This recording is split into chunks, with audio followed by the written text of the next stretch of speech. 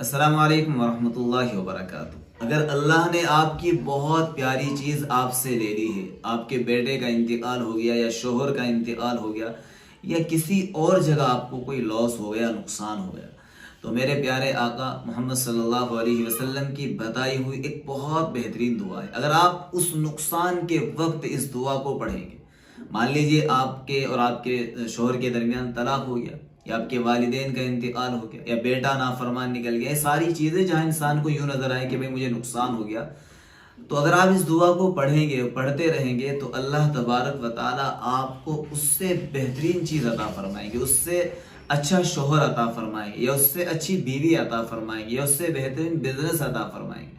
ये बहुत अच्छी दुआ है दोस्तों। आप इस दुआ को स्क्रीन पर देखें और इसको याद कर लीजिए। इसको रोजाना एक आध दफा, दो दफा, तीन दफा जरूर पढ़ा करें। दुआ आप स्क्रीन पर देख सकते हैं। इन्ना लिल्लाहि व इन्ना इलैहि राजिऊन। अल्लाहुम्मा अजिरनी फी मुसीबती वखलुफ ली खैरम मिनहा। बेशक हम भी अल्लाह के हैं और उसी की तरफ लौटने वाले हैं। ए अल्लाह, मुझे इस मुसीबत का अजर अता फरमा और मुझे इससे बेहतर अता फरमा।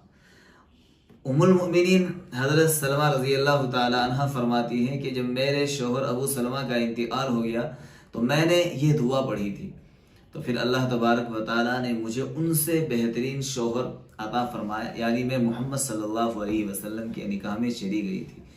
तो आप भी इस दुआ का फ़ायदा उठाइए, इसको कसरत के साथ पढ़ लिया कीजिए। इंशाअल्लाह आपको भी अल्लाह तबारक व तआला पहले से बेहतर अता फरमाएंगे। वीडियो को शेयर कीजिएगा ताकि आपके साथ साथ दूसरे भाई भी फ़ायदा उठा सकें। जज़ाकल्लाह।